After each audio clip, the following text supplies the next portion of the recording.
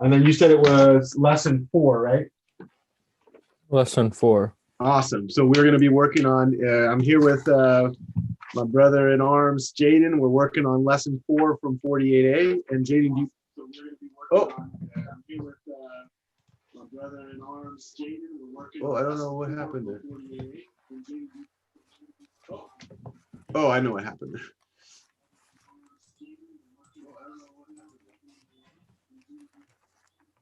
Let's try that. Oh, I know what happened.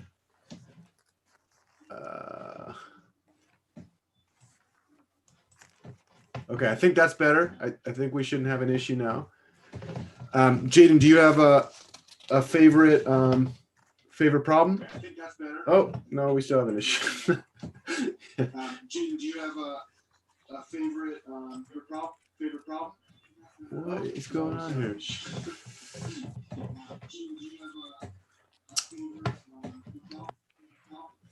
Sorry, Jaden, I'm not sure what's up here.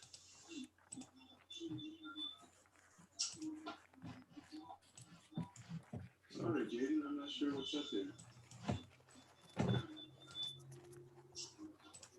So echoing.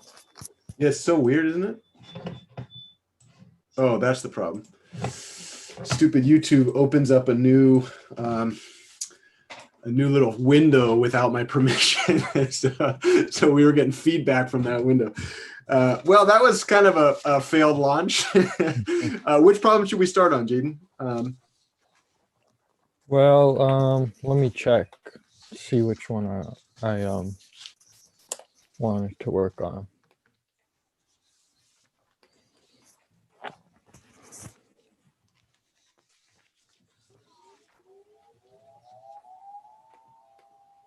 I'm kind of digging, like, for me, if I were to guide us, I would like number 10 or page number 10 or like page number 12s, like some of the later stuff.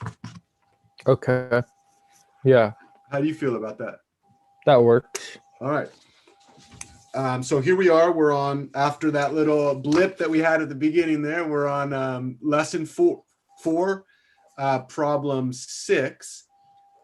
Which is to solve algebraic equation graphically.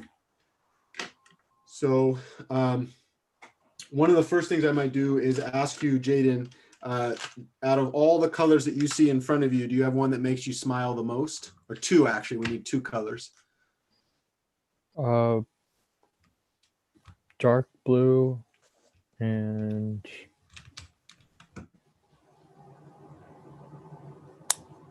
I like purple. Yeah, I like purple too. I think Gandhi said that real mathematicians graph in purple. Flyer. Yeah. Yeah. Maybe I might be embellishing the truth a little bit, but all right, so let's go ahead and look at the equation.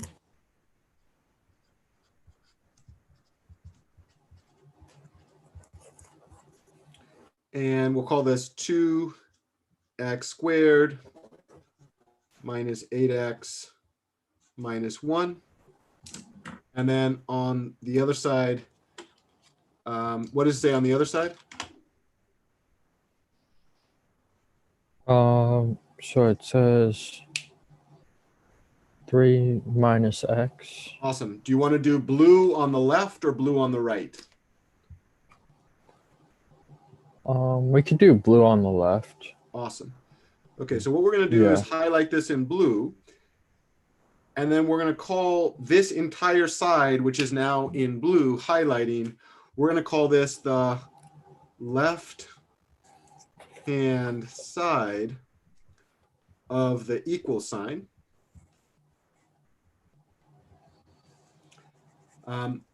Okay, so if we highlight the left-hand side and the equal sign in blue, maybe we do purple on the right-hand side.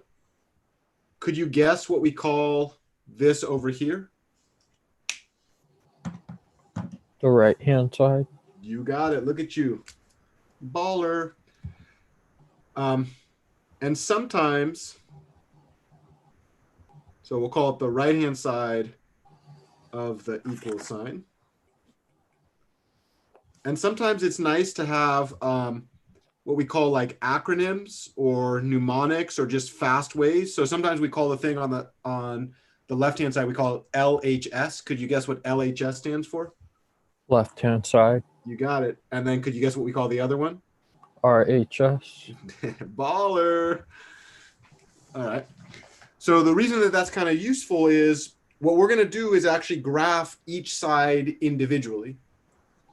So over in this table, now that we've identified explicitly what the left-hand side is, what the right-hand side is, we're actually going to put that data into the table. So let me ask you this. What is on the left-hand side of that equal sign? What's the function there? 2x squared minus 8x minus 1. Okay, so I'm literally going to drop that into the left-hand side. And then I can't help myself. I'm going to go ahead and highlight that thing in blue to make it really, really explicit that all the output values over on that side of the equal sign are actually on the left-hand side of the table, right? Which is the left-hand side of the equation corresponds with the left-hand side of the table. Could you guess what I'm going to drop in the right now? Purple. Yeah, you got it. So we can highlight that. Well, you're gonna. Yep.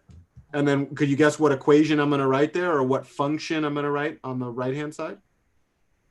3x or 3 minus x. Baller. A baller and a scholar. And then maybe I'll do that in black, kind of represented in a different way. Okay, so we could actually go through the process of evaluating each of those by hand. But to me, that process is painstaking, especially because the point of this exercise is to use the graph to analyze behavior. So instead of doing this by hand, could you guess what I might do instead?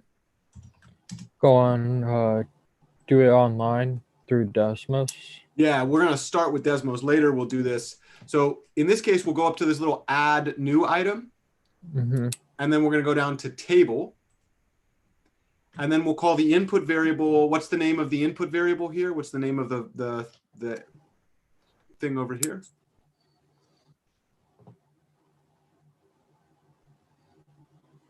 Gotcha. Just X. And then we'll call the output variable 2x. And then I'm going to do shift 6 squared. And then we're going to subtract 8 minus x minus 1. So that now gets us that one. And to be honest with you, I think we can add another leg to this table. I'm not sure about that. Yeah, there we go. Did you see that, Jaden? How that I just clicked on the right of that and it adds another leg? Another column. Oh, yeah.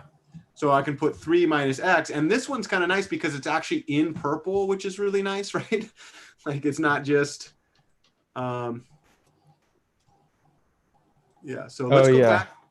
Yeah, and then do you see how this is green? But I don't really want it to be green, right? I want it to be blue. Right. So if I go up to that little edit and then I click, so I click the edit wheel first, and then I click on the green, I can change that to blue. And then this little 3 lines, I think that's point size. If I put that up to 12, the points are going to get a little bit bigger. So now what I can do is, let's go ahead and fill in all these values. What's the first value of my x that I'm going to fill in? The first value is -2. Yep, so -2. Oh, yeah. Yeah. Then -1. Then -1. -0.5. And another way to say -0.5 is -1 divided by 2, right? Oh, -1 divided by 2. And then 0, 1, 2, 3, 4, 5. And now this is an exercise in capture.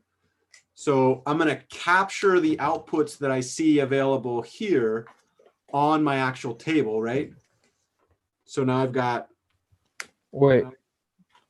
How did you get that the answers or for the valuable the value from the variables? Oh, it just what's nice is once I type. Did you see me type these in? Oh yeah. So Mhm. once I type those in and then I click in, so check this out. Let's say I wanted 6. Desmos will automatically give me the values of the blue and the purple at 6. Oh, gotcha. Isn't that pretty amazing? Yeah, that is. It's cool, right? Uh-huh. Yeah, I'm all about efficiency. Some of my students are like, but isn't this cheating? I'm like, no, we've spent the last 80 years of human history pouring billions of dollars into the construction of computers. Right. No, this is not cheating. Like, this is called an Right. Yeah. effective use of technology, right? Uh-huh. The thing you got to protect yourself against is that some teachers are not as supportive as I will be in allowing you to use technology. And so you got to have for when you encounter those teachers, you have to have other strategies to kind of survive their class, right? Right.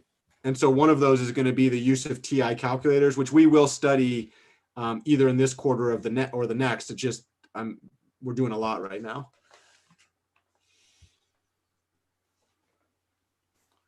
Okay, so now we definitely have the X values, the Y values for both the blue and the purple, right? The left-hand side and the right-hand side.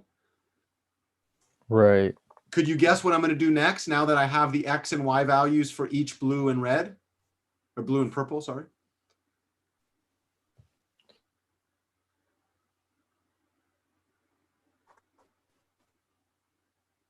Which one? Or yeah, you graph them. Yeah, Once so maybe we you start with got the blue, those, right? you would. So I'm going to start at -4, which I don't actually have on this graph. Blue, you would graph blue. Yeah, maybe we start at -2 is too high. -1 looks okay though, right? -1 value is 9 on the output. 0 is -1, so 0 goes down to -1. 1 is -7, so 1, -7. How am I doing? Is this speed okay? Yeah. Yeah, this 2 goes works. down to -9. 3 goes to -7. 4 goes to -1. So it looks like, and then a mathematician would call, so my sons eventually are going to learn how to call this connecting the dots, right? So we Mhm. literally just connect the dots there. Mathematicians call that interpolation, which is kind of funny.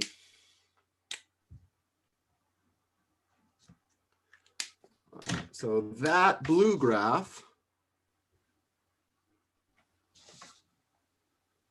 kind of connects the dots on the blue. And then cool thing here is we could actually write 2x squared minus 8x minus 1. Of course, we can go up here and turn that to blue and then push done. And indeed, we see that same kind of U-shaped graph. Oh, sorry about that. I was graphing and you couldn't see it. How frustrating. But you see that little U-shaped graph?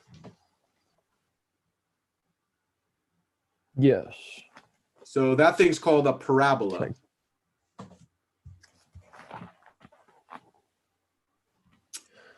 Right.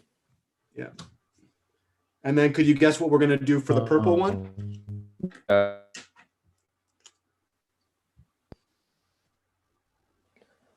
We are gonna do another line that goes over that line, or like it crosses that line. Nicely done. Nicely done. Nicely done, Jaden.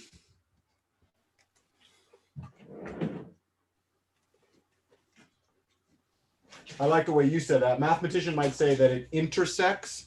Intersects, yeah. But that's just a fancy way to say that it crosses or touches, right? Mm-hmm. Which is exactly what you captured. And then we're going to wrap up this little graphing session in just a bit because class is about to start.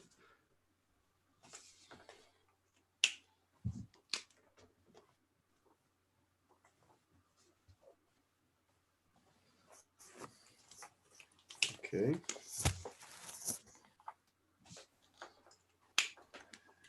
So we can go ahead and test that. If I type in 3 minus x, let's go ahead and change that from blue to purple. Notice that Desmos kind of confirms the work that we've done by hand, right? So we've got this purple line going down and then this blue parabola. We can kind of zoom in a little bit, right? To make it look more closely aligned. Mm-hmm. And so now what we've done is we've graphed the left-hand side and the right-hand side. We said that the left-hand side was 2x squared minus 8x minus 1. The right-hand side was 3 minus x. And we graphed one of those in purple. And we graphed the other one of those in blue, which are just very regal colors. Okay, so now the question is, where are the points of intersection? Where does one graph touch the other graph? Or the way that you said it is, where do they cross, right?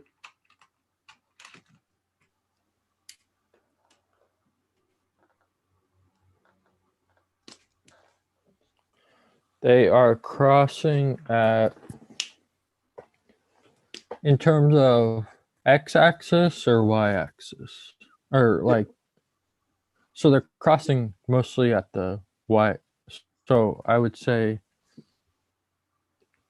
like 3 on the y-axis. Yeah, and in fact, check this out.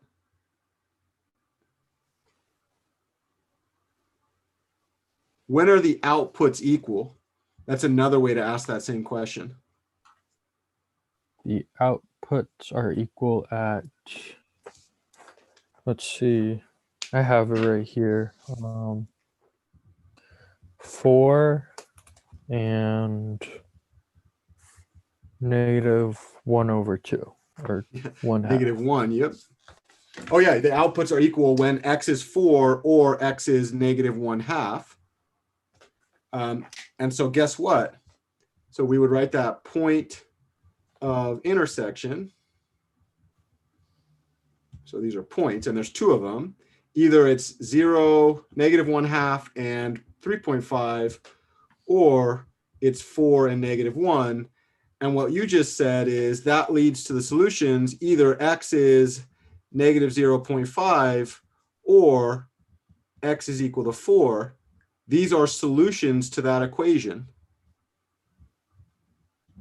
So this original equation, where is the left-hand side equal to the right-hand side? Well, that happens when x is -0.5 or when x is equal to 4. In other words, we can read solutions to equations from graphs of the equation as we've just constructed. Gotcha.